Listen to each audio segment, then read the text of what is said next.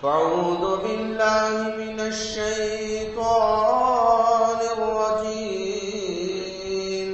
بسم الله الرحمن الرحيم. ويوم يعض الظالم على يديه يقول يا ليتني اتخذت مع الرسول سبيلا ويا ويلتى ليتني لم أتخذ فلانا خليلا لقد أضلني عن الذكر بعد إذ جاءني وكان الشيطان للإنسان خذولا.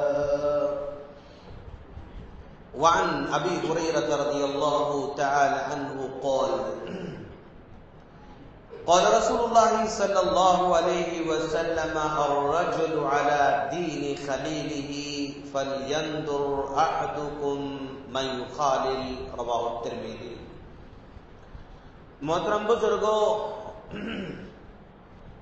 نوجوان دوستوں، مائیں بہنوں اور میرے چھوٹے بھائیوں، ہر قسم کے حمد و ثنا اسی اللہ رب العالمین کے لیے لائق اور زیبا ہے جو جس کے دل میں چاہتا ہے دوستی کی محبت ڈالتا ہے اور جس کے دل میں چاہتا ہے اس سے محبت کو چھین لیتا ہے. وہ دوستی کو آسمانوں میں پیدا فرماتا ہے. اگر وہ کسی دو دلوں کے درمیان دوستی پیدا کر دے تو پھر دنیا کے اندر بھی وہ دوست بن کر رہتے ہیں. اور اگر کسی کے دل سے محبت کو اللہ تعالیٰ چھین لیتا ہے تو پھر وہ دوست بھی بن نہیں پاتے ہیں. لاکھوں درود و سلام ہو جناب محمد رسول اللہ صلی اللہ علیہ وسلم پر کہ آپ کو ہادی بنا کر، مبشر بنا کر ہم تمام کی طرف مبعوث فرمایا. سامعین کرام، آج ہم جس ٹاپک پر بات کرنے جا رہے ہیں، ہمارا ٹاپک ہے اسلام میں دوست کیسا ہونا چاہیے. بنیادی طور پر ہم نے اس عنوان کے انتخاب اس لیے کر رکھا ہے کہ آپ سبھی جانتے ہیں کہ آج کل دوستی کے پیمانے اور دوستی کے اصول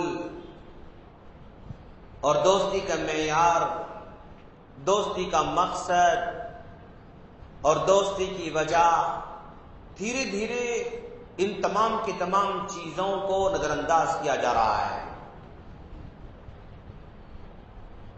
آج دوستی کا کچھ الگ ہی مقصد ہوا کرتا ہے، دوستی کے کچھ الگ ہی وجوہات ہوا کرتے ہیں. تو ایک دوست کیسے ہونا چاہیے، ایک دوست کا کیا حق ہوا کرتا ہے، کس طرح کے آدمی کو دوست بنانا چاہیے، کچھ باتیں ہم آپ کے سامنے اس مختصر سے وقت میں رکھنے کی کوشش کریں گے. قرآن مجید میں اللہ تبارک و تعالی نے دوست کے لیے تقریباً 10 الفاظ کا استعمال کیا ہے. عربی زبان میں دوست کے لیے لگ بھگ قرآن مجید کے اندر 10 الفاظ استعمال ہوئے ہیں. ہمارے اور آپ کے درمیان جو لفظ بہت زیادہ عام ہے عربی میں وہ صدیق کا لفظ ہے. یہ قرآن کے اندر استعمال ہوا ہے. صدیق کا مطلب سچ بولنے والا، سچائی کو اختیار کرنے والا، سچائی کو اظہار کرنے والا، سچائی کو اپنانے والا، اس کو صدیق کہا جاتا ہے.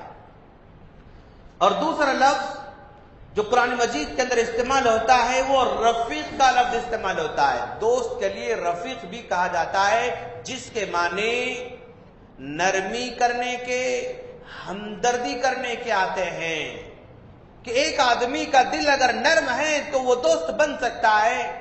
اگر کسی کا آدمی کا دل وہ نرم نہیں ہے تو پھر وہ دوست عام طور پر نہیں بن سکتا ہے. تو جس کے اندر بھی نرمی بہت زیادہ ہوا کرتی ہے اس کو قرآن کی زبان میں رفیق کہا جاتا ہے. اور ایک ورڈ استعمال ہوتا ہے قرین، دوست کے لیے یہ ان دو دوستوں کو لیے کہا جاتا ہے جو ہم عمر ہوا کرتے ہیں یا ہم پیشہ ہوا کرتے ہیں. مان لیں اے بی ٹیچر ہے، اے بی ٹیچر ہے، یہ دونوں آپس میں قرین کہلائے جاتے ہیں.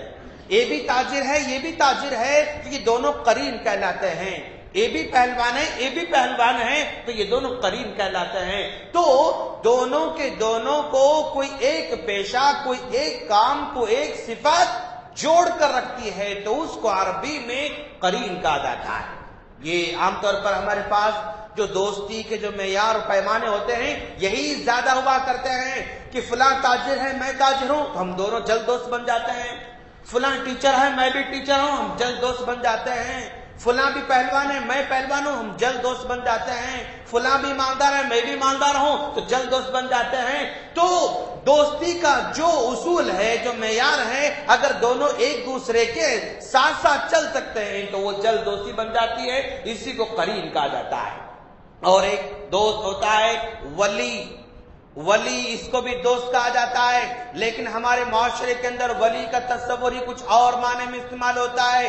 ولی کے معنی دوست کے بھی آتے ہیں. ولی ایسا دوست جو آپ کی حمایت کرنے والا، آپ کی مدد کرنے والا، آپ کے برے کام میں ساتھ دینے والا، آپ کی پشت پناہی کرنے والا اور آپ کو سپورٹ کرنے والے کو ولی کہا جاتا ہے. اور پھر اس کے بعد اور ایک لفظ استعمال ہوتا ہے خلیل. خلیل کے معنی میں بھی گہرے دوستی کے آتے ہیں. اور ایک جو ہے دوست حمیم کہلاتا ہے. حمیم کا مطلب ایسا دوست جب ملاقات کرتا ہے تو گرم جوشی نظر آئے، یعنی گرم جوشی اس کے چہرے پر نظر آئے، اس کے مصافحے میں نظر آئے، اس کے باتوں سے نظر آئے، یعنی عجیب سا ایک جو ہے اس میں گرم جوشی نظر آتی ہے، اس کو حمیم کہا جاتا ہے. جب بھی ملاقات کرتے ہیں تو مسکراتے ہیں، جب بھی ملاقات کرتے ہیں تو گرم جوشی کا اظہار کرتے ہیں، تو اس کو حمیم کہا جاتا ہے. اور ایک دوست ہوتا ہے خذول. خذول کا مطلب یعنی دغاباز دوست. پتہ نہیں کب ہاتھ دے دے گا، پتہ نہیں کب جو ہے ہم کو چھوڑ دے گا، پتہ نہیں کب وہ جو ہے ہم کو دھوکہ دے گا، پتہ نہیں وہ کب ہماری مشکل حالات میں نکل جائے گا. تو جو دوست مشکل حالات میں چھوڑ دیتا ہے، اکیلا چھوڑ دیتا ہے، ٹائم پر کام نہیں آتا ہے، ٹائم پہ کسی کا ساتھ نہیں دیتا ہے، تو اس کو عربی میں خذول کہا جاتا ہے.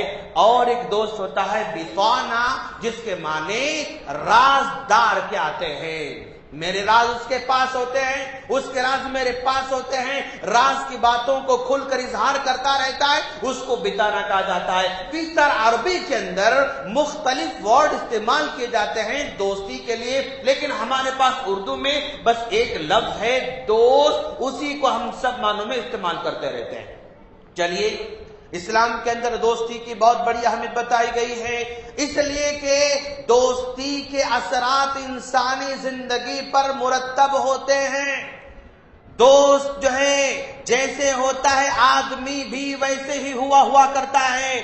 عربی میں ایک مقولہ ہے، اگر تم کسی کے بارے میں جاننا چاہتے ہو نا تو اس کے ساتھی کو دیکھو، اس کو کیسا ہے. کسی کے نیچر کے بارے میں جاننا چاہتے ہو تو اس کے دوستوں کو دیکھو. دوست جو نیچر کے ہوتے ہیں وہی وہ بھی ہوا کرتا ہے. دوستوں کو جو خیال ہوتا ہے یہ بھی اس کا بھی یہی خیال ہوتا ہے. تو اگر کسی کے بارے میں معلومات کرنا ہے تو اس کے دوست کو دیکھو. دوست جیسے ہوتا ہے آدمی بھی عام طور پر ویسے ہی ہوا کرتا ہے. اور یہ دوست جو ہے اس کو دیکھ کر اختیار کرنے کا حکم دیا جا رہا ہے، اس لیے کہ اس دوست کا اثر انسان کے دین پر بھی ہوا کرتا ہے. جیسا کہ حضرت ابو ہریرہ رضی اللہ تعالیٰ عنہ کہتے ہیں، اللہ کے رسول صلی اللہ علیہ وسلم نے فرمایا الرجل علی دین خلیلہ، آدمی اپنے دوست کے دین پر ہوا کرتا ہے. اس کے دوست کا جیسے دین ہوگا اس دین کا اثر اس بندے پر بھی ہوا کرتا ہے. اگر وہ دوست اس کا بہت زیادہ اطاعت گزار ہے تو اس کے اندر بھی اطاعت گزاری پیدا ہو جاتی ہے. اگر اس کا دوست توحید میں پکا ہے تو اس توحید کا اثر اس کے اندر بھی آ جاتا ہے. اگر کسی کا دوست بدعتی ہے تو اس کے بدعات کے اثرات اس کے اندر بھی آ جاتے ہیں. اگر اس بدعات کے اثرات نہ بھی آئے تو بدعات کے بارے میں نرم پہلو ضرور اختیار کر لیتا ہے. اس کا دین اس میں آ جاتا ہے۔ اللہ کے رسول نے کہا دوست اپنے دوست کے دین پر ہوتا ہے۔ فَلْيَنْظُرْ أَحَدُكُمْ أَيُّمَا مَنْ يُخَالِلْ۔ اللہ کے رسول کہتے ہیں کہ دوست بنانے سے پہلے یاد رکھو کہ تم کس کو دوست بنا رہے ہو، کس کو دوست بنا رہے ہو، اس لیے کہ اس کے دین کا اثر تم پر پڑنے والا ہے۔ اور پھر اللہ کے رسول صلی اللہ علیہ وسلم نے دوست کی مثالیوں بیان فرمائی۔ اگر کسی کا اچھا دوست ہے تو گویا وہ عطر والے کی طرح ہے، عطر والے کے پاس آدمی بیٹھ جاتا ہے تو خوشبو تو ضرور حاصل کر کے آئے گا۔ برے دوست کی مثال اس لوہار کے بھٹی والے کی طرح ہے، جس کے پاس تم بیٹھو گے یا تو دھواں آئے گا یا چنگاری جو ہے اڑے گی، یا تمہارے کپڑوں کو جلا دے گی یا تمہارے کپڑوں کو میلا کر کے چھوڑ دے گی۔ تو اچھے دوست کی مثال عطر بیچنے والے کی بتایا اور برے دوست کی مثال لوہار کی بھٹی والے سے اللہ کے رسول نے بیان فرمایا۔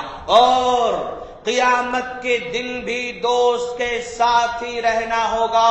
اللہ کے رسول صلی اللہ علیہ وسلم نے فرمایا، انس بن مالک رضی اللہ تعالیٰ عنہ کہتے ہیں اللہ کے رسول صلی اللہ علیہ وسلم نے فرمایا انت مع من احببت، رواه مسلم کی روایت ہے، آپ فرماتے ہیں تم قیامت کے دن اس کے ساتھ رہو گے جس سے تم دوستی کرتے ہو، جس سے تم محبت کرتے ہو۔ اچھے آدمی سے دوستی کرو گے تو اچھے آدمی کا ٹھکانہ جہاں ہوگا تمہارا ٹھکانہ بھی وہیں ہوگا۔ اچھے آدمی سے دوستی کرو گے، نیک آدمی سے دوستی کرو گے، جو اس کا رتبہ ہوگا تمہارا رتبہ ہوگا، جو اس کو جنت ملے گی تم کو جنت ملے گی، اور جو اس کی عزت کی جائے گی وہی عزت تمہاری ہوگی۔ جیسے اس کا حساب کتاب آسان ہو جاتا ہے تمہارا حساب کتاب بھی آسان ہو جاتا ہے۔ المرء مع من احببت انت من احببت، تم اس کے ساتھ رہو گے جس سے تم محبت کرتے ہو، جس سے تم دوستی کرتے ہو۔ اور پھر اللہ کے رسول صلی اللہ علیہ وسلم نے فرمایا اگر آدمی دنیا کے اندر برے لوگوں کے ساتھ دوستی کرتا ہے، کوئی کسی کا دوست برا ہے، تو قیامت کے دن کبھی بھی یہ ہمارا ساتھ دے نہیں سکتا۔ الاخلاء یومئذ بعضهم لبعض عدو، دنیا کے اندر جتنے بھی گنہگار دوست ہوں گے وہ سارے کے سارے کل قیامت کے دن جا کر آپس میں دشمن بن جائیں گے۔ دنیا میں چاہے کتنا بھی دوست جو ہے رہنے دو، اگر وہ برا ہے، اگر وہ بدکار ہے، اگر وہ جو ہے نیکوکار نہیں ہے، پھر قیامت کے دن وہ پکا دشمن بننے والا ہے۔ الا المتقین، سوائے متقیوں کے۔ اگر کسی کا دوست دنیا میں متقی ہے تو قیامت کے دن وہ ساتھ رہے گا اور ہمارا ساتھ دیتا رہے گا، کہ یہاں پر کہا جا رہا ہے۔ اور پھر اللہ کے رسول صلی اللہ علیہ وسلم نے بار بار صحابہ کرام سے کہا، ونبی سعید الخدری رضی اللہ تعالی عنہ قال رسول اللہ صلی اللہ علیہ وسلم لا تصاحب الا مؤمنا، اگر تمہیں کسی کی دوستی کرنا مقصد ہے، تم کسی کی دوست بننا چاہتے ہو تو مومن کے دوست بن جاؤ، مومن کو دوست بناؤ۔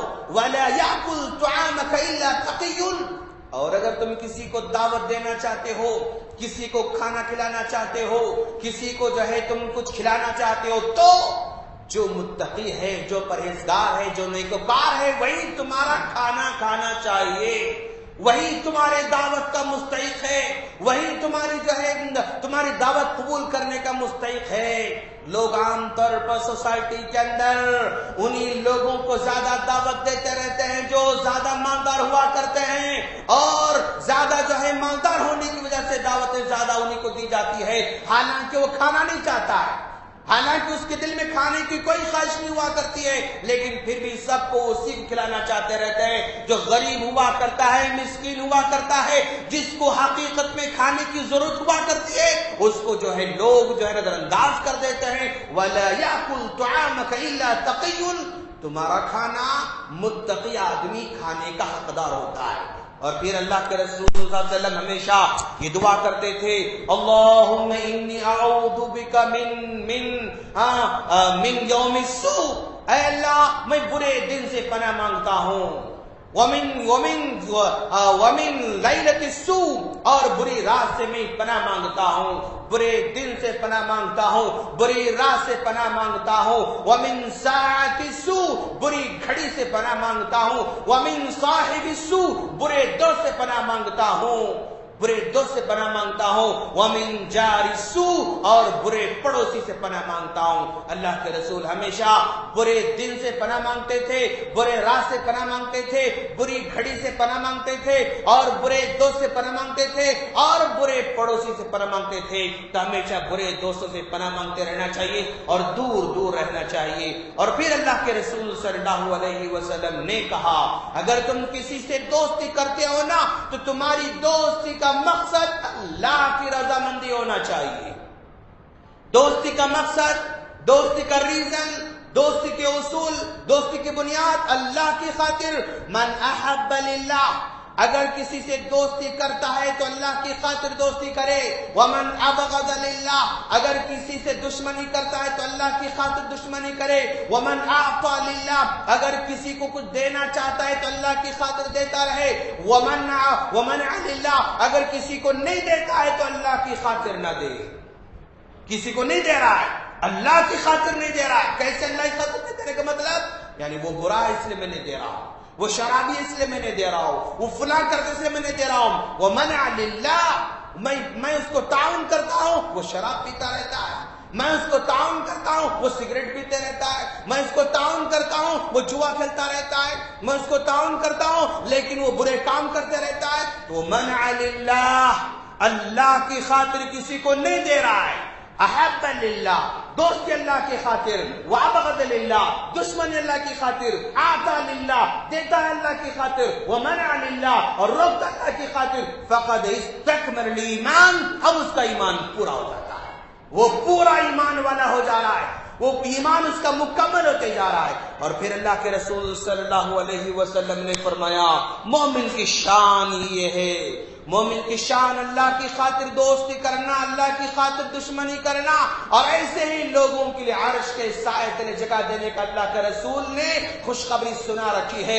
سبعۃ یظلھم اللہ فی ظلہ یوم لا ظل الا ظلہ، 7 لوگوں کو اللہ تعالیٰ عرش کے سائے تلے جگہ دینے کا وعدہ کرتا ہے۔ ان میں سے وہ آدمی، رجلان تحابا فی اللہ، 2 آدمی آپس میں دوستی کرتے ہیں تو اللہ کی خاطر دوستی کرتے ہیں، اللہ کی خاطر ملاقات کرتے ہیں اور اللہ کی خاطر جدا ہوتے ہیں، تو ایسے لوگ بھی کل قیامت کے دن عرش کے سائے تلے جگہ پانے والے ہیں۔ اور مومن کی شان ایسی ہوتی ہے، المؤمن یألف ویؤلف، یہ سلسلہ صحیحہ کی روایت ہے۔ اللہ کے رسول کہہ رہے ہیں کہ مومن کی شان یہ ہے کہ یہ دوستی کرتا ہے، لوگ اس سے دوستی کرتے ہیں، یہ دوستی کرتا ہے، یہ مانوس بن جاتا ہے، لوگ اس سے مانوس ہو جاتے ہیں، یہ آگے بڑھ کر جو ہے وہ دل کھول کر ملاقات کرتا ہے، لوگ اس سے دل کھول کر ملاقات کرتے ہیں، وہ خیر نہ۔ اور پھر اللہ کے رسول دوسرے دن سے فرمائیں، وَلَا خَيْرَ فِي مَنْ لَا يَأْلَفُ وَلَا يُؤْلَفُ، جو دوستی نہیں کرتا ہے، جس سے لوگ دوستی کرنا پسند نہیں کرتے ہیں، سن لو اس میں کوئی بھلائی نہیں ہو سکتی ہے۔ جو آگے بڑھ کر دوستی کرتا ہے اس میں بھلائی ہے، اور جو لوگ اس سے دوستی کرنا چاہتے ہیں تو اس میں بھلائی ہے، تبھی چل کر دوستی ہوگی۔ کچھ لوگ ایسے ہوتے ہیں بالکل تنہا پسند ہوتے ہیں، کسی کی چھوٹی سے چھوٹی تکلیف کو برداشت نہیں کرتے، کسی کی چھوٹی بات کو برداشت نہیں کر سکتے، چھوٹی جو ہے بات برداشت نہیں کر سکتے، اور بے صبرے ہوتے ہیں، چڑچڑے پن ہوتے ہیں، اور کسی کی دوستی پسند نہیں آتی، کسی کے ساتھ رہنا پسند نہیں آتا، کسی کے ساتھ مل کر بیٹھنا پسند نہیں آتا، اور کسی کے ساتھ جانا آنا پسند نہیں کرتے ہیں لوگ، تو وہ حقیقت میں پکا مومن نہیں ہو سکتا دوست۔ اور لوگ کسی سے دوستی کرنا پسند نہیں کر رہے ہیں، ہٹ میں اس کا دوست نہیں بن سکتا، کہ جب دیکھو غصہ کرتا رہتا ہے، یہ جب دیکھو چڑتا رہتا ہے، چڑچڑاپن اس کے اندر ہے، چھوٹی چھوٹی چیزوں پر بے صبرا ہو جاتا ہے اور اپنے غصے کا اظہار کر دیتا ہے، تو پھر لوگ اس سے دور ہوتے جائیں گے۔ اگر لوگ اس سے دور ہو رہے ہیں تو پھر لا خیر، اس میں کوئی بھلائی نہیں ہو سکتی ہے۔ تو مومن کی شان کہ وہ لوگوں سے دل ملاتا رہتا ہے، لوگ اسے دل ملاتے رہتے ہیں۔ پھر اور ایک حدیث میں اللہ کے رسول نے فرمایا ایک مومن وہ ہے جو دوسروں کے درمیان میں رہتا ہے، لوگوں کے درمیان میں رہتا ہے، لوگوں کے ساتھ گھل مل کر رہتا ہے، اور لوگوں کے ساتھ گھل مل کر رہنے کی صورت میں تکلیف تو آئے گی اور ناچاپیاں ہوئیں گی اور ناپسندیدہ بات ہوگی، ہمارے نفس کے خلاف بات ہو سکتی ہے، ہمارے مزاج کے خلاف بات ہو سکتی ہے، لیکن ان تمام کے تمام باتیں ہونے کے باوجود بھی وہ لوگوں کی تکلیف کو صبر کرتا ہے، پھر بھی ان کے درمیان میں رہتا ہے۔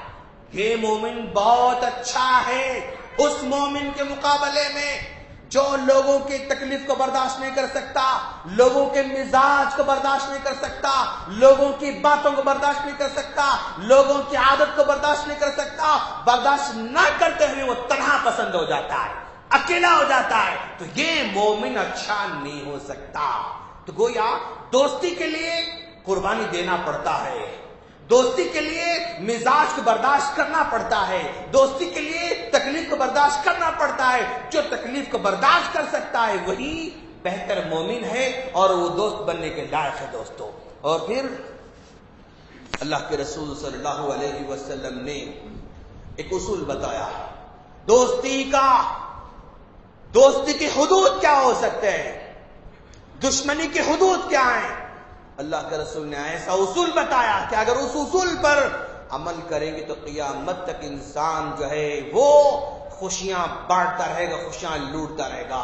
آپ فرماتے ہیں احبب حبیبک ہونا ما، لوگوں تم آپس میں دوست بن جاتے ہو، دوست بننے کے بعد دیکھو تمہاری دوستی میں، تمہاری محبت میں اعتدال ہونا چاہیے۔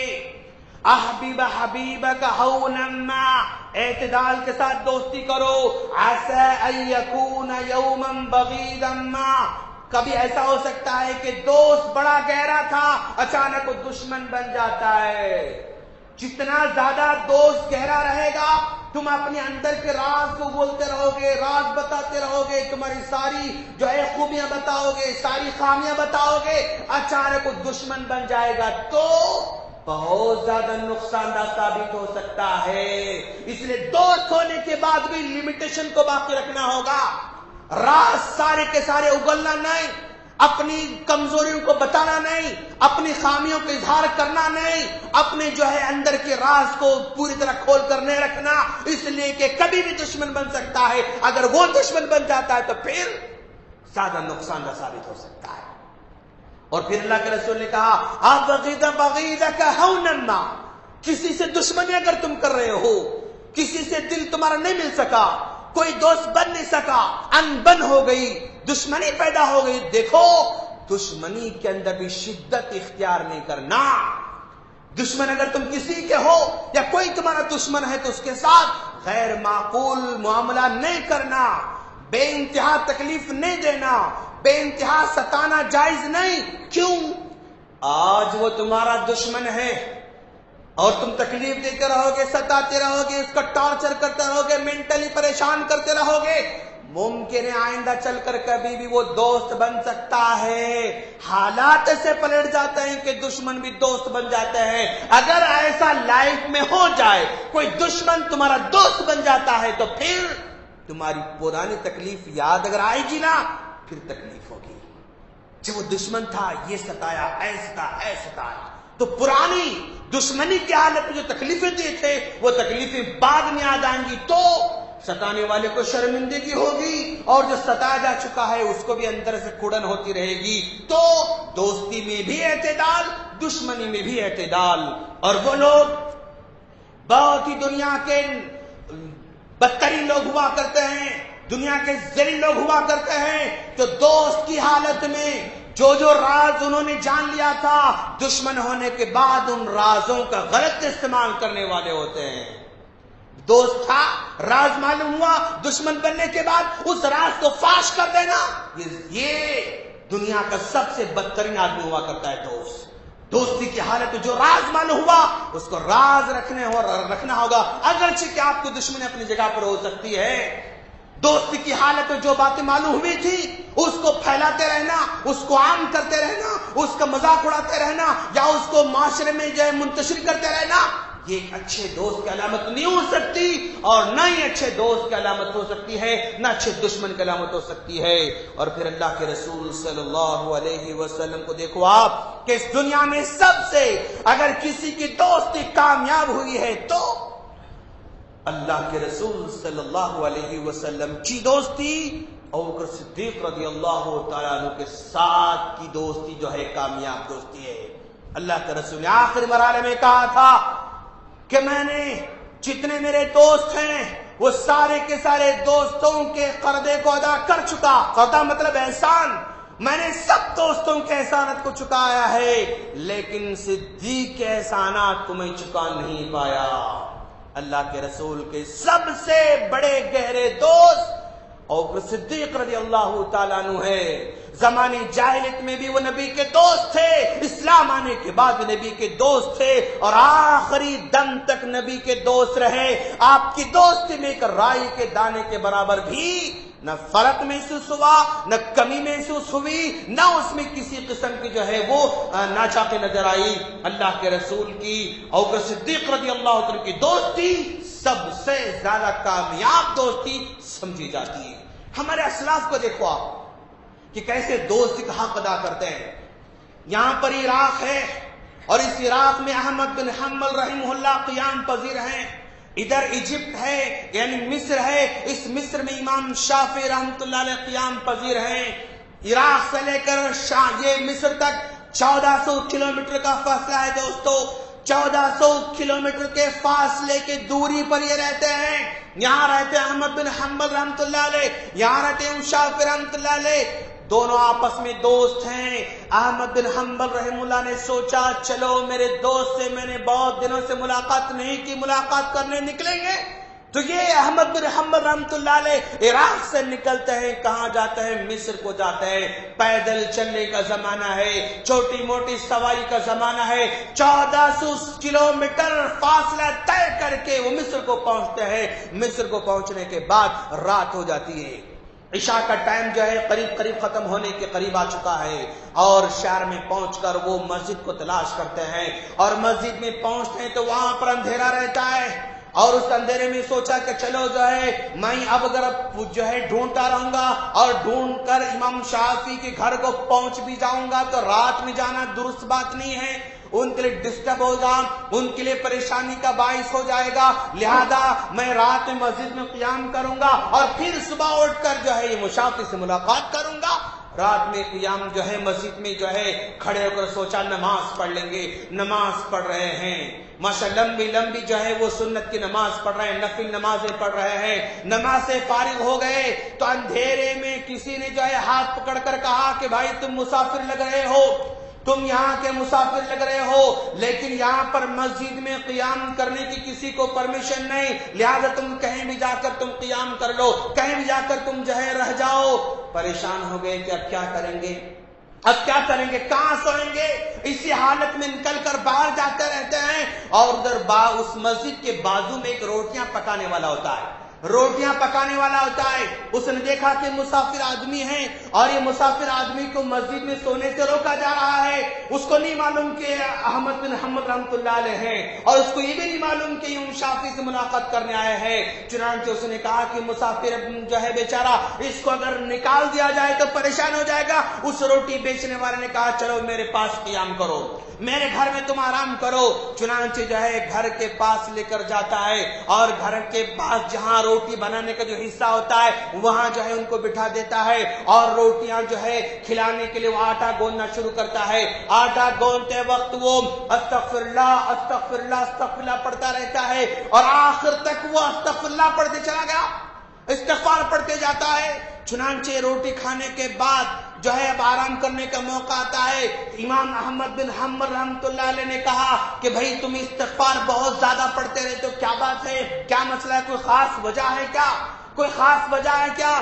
تو اس جو ہے روٹی بیچنے والے نے کہا میں جو ہے میں جو ہے بچپن سے میں جو ہے یہ استغفراللہ پڑھتے آ رہا ہوں، اور یہ پڑھنے کی وجہ سے میرے ساری کی ساری ضرورتیں پوری ہوتی جاتی ہے، میری ساری کی ساری دعا پوری ہوتی جاتی ہے، اور لیکن ایک میری خواہش ہے، اس خواہش کو پوری ہونے تک میں پڑھتا رہوں گا۔ امام احمد بن حنبل رحمۃ اللہ نے کہا کہ بھائی بتاؤ تمہاری کیا خواہش ہے کہ جس خواہش کو رکھتے ہوئے تم استغفراللہ پڑھتے جا رہے ہو؟ تو اس روٹی بیچنے والے نے کہا میری خواہش ہے کہ میری ملاقات جو ہے امام احمد بن حنبل سے ہو، لیکن جو ہے میں زمانے سے کوشش کر رہا ہوں، اس سے ملاقات ہو نہیں پا رہی ہے، میں خواہش ہے کہ اس سے ملاقات کرو، اور اسی وجہ سے میں پڑھتے جا رہا ہوں، اس لیے کہ میں جب بھی پڑھتا ہوں میری ساری دعائیں قبول ہوتی ہیں، اور یہ بھی دعا قبول ہو جائے اس لیے میں پڑھتے آ رہا ہوں۔ احمد بن حنبل رحمۃ اللہ نے مسکرا کر کہا کہ اللہ نے تمہاری دعا قبول کی، اللہ نے تمہاری دعا قبول کی، اور میں ہی احمد بن حنبل ہوں، اور یہاں پر امام شافعی سے ملاقات کرنے آیا تھا، لیکن رات ہوئی، رات میں ان کے پاس جانا مناسب نہیں سمجھا، مسجد میں قیام کرنا چاہتا تھا، لیکن جو ہے مسجد والوں نے باہر نکالا۔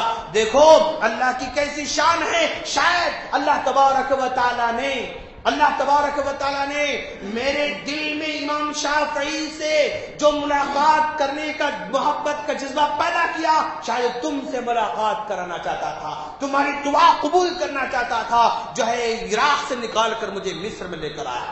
تو امام شافعی رحمۃ اللہ علیہ پھر فجر کی نماز میں جو ہے ملاقات کرتے ہیں احمد بن حنبل رحمۃ اللہ علیہ سے، تو بولنے کا مقصد یہ ہے کہ ایک دوست دوسرے دوست سے ملاقات کرنے کے لیے 1400 کلومیٹر کا فاصلہ پیدل چل کر جاتا ہے دوست کا حق ادا کرنے کے لیے، اور ایک دوست سے ملاقات کرنے جاتا ہے۔ اللہ کے رسول کہتے ہیں بنی اسرائیل میں 2 آدمی تھے، ایک آدمی دوسرے دوست سے ملاقات کرنے جا رہا ہے، اور راستے میں اللہ تبارک و تعالی آزمانے کے لیے فرشتے کو بھیجتا ہے، اور فرشتہ جا کر پوچھتا ہے کہ بھئی تم کہاں جا رہے ہو؟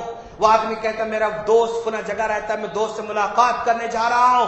تو فرشتے نے کہا اچھا بتاؤ کیا کوئی تمہارا کام وہاں پر ہے؟ اس نے کہا میرا کوئی کام نہیں ہے۔ کوئی اس کا احسان ہے کہ اس احسان کو چکانے تم جا رہے ہو؟ کہا کہ اس کا احسان بھی نہیں ہے۔ کیوں جا رہے ہو؟ بس دوستی کا حق ادا کرنے کے لیے اس کے پاس جا رہا ہوں۔ تو فرشتے نے کہا سن لو، اللہ تبارک و تعالیٰ کو تمہارا عمل اتنا پسند آیا کہ اللہ مجھے بھیجا تم کو بتانے کے لیے کہ اللہ تم سے محبت کرتا ہے، اللہ تم سے محبت کرتا ہے۔ تو کوئی دوست کی حقوق ہیں، دوست ایسے ہونا چاہیے، اور دوست کی کچھ صفات بیان کر کے اپنی بات ختم کروں گا انشاءاللہ۔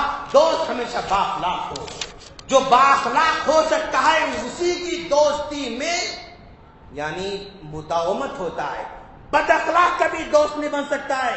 یاد رکھو آپ، دوست بن بھی جائے نا وہ بہت جلد دونوں جدا ہو جاتے ہیں، جو بااخلاق ہوتا ہے وہی دوست ہو سکتا ہے، انصاف کرنے والا ہو۔ میرا دوست آپ کا دوست انصاف کرنے والا ہو، اگر انصاف نہیں کر سکتا ہے پھر وہ دوست نہیں بن سکتا ہے۔ اور دوست وہ ہے جو عیبوں کو چھپانے والا ہو، ہمارے عیبوں کو نکال کر مارکیٹ میں اچھالنے والا نہ ہو، ہمارے عیبوں کو نکال کر معاشرے میں پھیلانے والا نہ ہو، عیبوں کو چھپانے والا جو ہوتا ہے اور وہی دوست ہو سکتا ہے۔ اور نصیحت کرنے والا، غلطی کرے تو نصیحت کرنے والا، اگر اچھے کام کرے تو اچھے کام کی مبارکبادی دینے والا، اچھے کام کرے تو اچھے کاموں کی دوسروں کے پاس تعریف کرنے والا، اس کے کاموں کو دوسروں تک سنانے والا ہو، یہ ایسا دوست جو ہے پکا دوست ہوتا ہے۔ برداشت کرنے والا دوست ہو، اگر برداشت کرنے کا مادہ نہیں ہے پھر وہ دوست نہیں ہو سکتا ہے۔ وفاداری کرنے والا ہو، بے وفا کبھی دوست نہیں ہو سکتا ہے۔ بار بار ملاقات کرنے والا ہو، اور بیمار ہو تو عیادت کرنے والا ہو، اچھائیوں کا تذکرہ کرنے والا ہو، ہمیشہ فائدہ پہنچانے کی فکر کرنے والا ہو، فائدہ پہنچانے کی فکر کرنے والا ہو۔ اگر ہمارے اندر صرف فائدہ اٹھانا مقصد ہے، فائدہ گین کرنا مقصد ہے، تو پھر یہ دوستی لمبی نہیں ہو سکتی ہے۔ کچھ لوگ ہوتے ہیں بس ان سے ہم کو فائدہ ہوتا ہے، بس فائدہ ہوتا رہے، ہماری ذات سے کیا فائدہ ہو وہ نہیں سوچتے، تو پھر یہ دوستی آگے نہیں بڑھ سکتی ہے۔ ظالم ہو تو اس کے ظلم کا تذکرہ کرے، غلطی کرے تو غلطی کی نشاندہی کرے، بھائی یہ تمہاری غلطی ایسا نہیں ہونا چاہیے، نہیں دوست ہے جو بھی کرتا ہے چلنے دو، جو بھی کرتا خاموش بیٹھو. نہیں, ظالم اگر ہے تو ہاتھ پکڑے, مظلوم ہے تو اس کی مدد کرے, اور اسی طرح جب مشکل میں آتا ہے تو مدد کرے, اور جو ہے غائبانہ دعا کرتا رہے, جب دور رہتے تو دعا کرتا رہے, اور احسان کو نہ بھولے. ہر ایک کے کسی نہ کسی پر احسانات ہوتے ہیں دوستو. وہ احسانات چاہے بچپن کے ہوں, چاہے وہ بڑھاپے کے ہوں, چاہے وہ جوانی کے ہوں, چاہے وہ مالداری کی حالت میں ہو, چاہے وہ غربت کی حالت میں ہو, کسی بھی لیول میں, کسی بھی مومنٹ میں اگر کسی کا احسان آپ پر ہے تو احسان کو نہیں بھلانا. احسان کو بھلانے والا کبھی حقیقی معنی میں دوست نہیں ہو سکتا.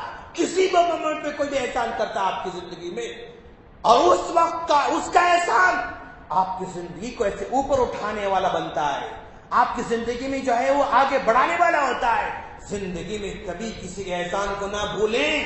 اچھا, احسان کو نہ بھولنے کا یہ مطلب نہیں کہ بھئی اس نے مجھے ایک مرتبہ احسان کر دیا تھا, میں نے بھی ایک بار احسان کر دیا, خلاص برابر برابر ختم. نہیں, ایسا نہیں ہو سکتا ہے. اس کا ایک احسان ہم برابر چکاتے رہیں گے, برابر اس کے احسان کو یاد رکھیں گے, اور جب بھی موقع ملے اس کا ساتھ دیتے رہیں گے, جب بھی موقع ملے اس کی مدد کرتے رہیں گے. احسان کو نہ بھولیں, عذر قبول کریں.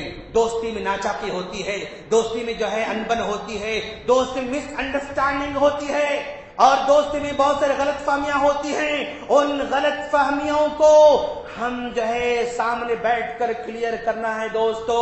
یاد رکھو, آج ہماری دوستیاں کیوں ٹوٹ رہی ہیں؟ اس لیے کہ وہ آ کر کہتا ہے فلاں ایسا کہتا ہے, یا آ کر کہتا ہے فلاں ایسے کہتا ہے. ان سارے کے سارے جو ہے کچے کان والوں کی باتوں کو سن کر یقین کر لیتے ہیں, اور ہم اپنے دل میں برا سمجھ جاتے ہیں. نہیں دوست, جو ہے اگر کوئی بھی کسی کے بارے میں آ کر کچھ کہتا ہے اس کے سامنے بیٹھ کر کلیئر کرے, اس لیے کہ ہر مسئلہ رائے کا ہوتا ہے, لیکن پیش جو ہے پہاڑ بنا کر کیا جاتا ہے.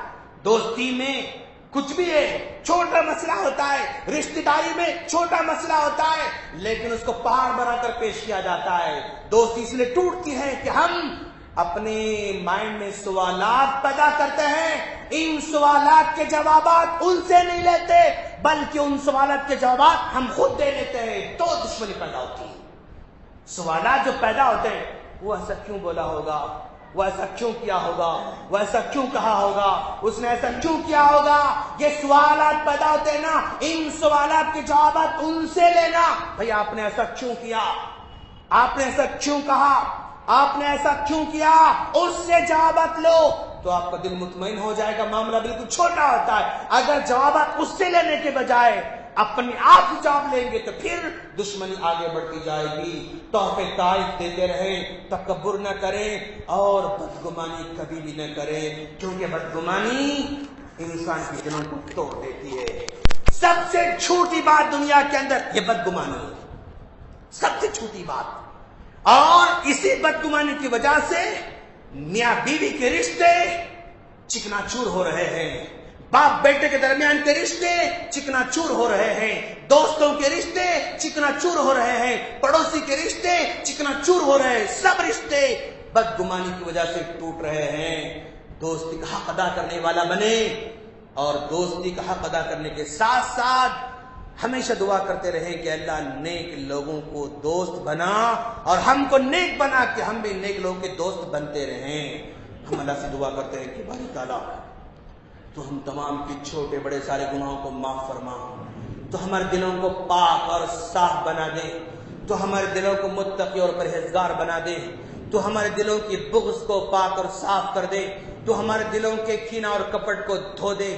باری تعالیٰ ہمارے دلوں میں محبت ہو, باری تعالیٰ ہمارے دلوں میں سچائی ہو, ہمارے دلوں میں حقیقت پسندی ہو, ہمارے دلوں میں احسان کرنے کی نیت ہو, ہمارے دلوں میں محبت کرنے کی نیت ہو, ہمارے دلوں میں معاف کرنے کا جذبہ ہو. باری تعالیٰ جو کچھ ہم عمل کرتے ہیں ان عمل کو قبول فرما. واخر دعوانا الحمدللہ.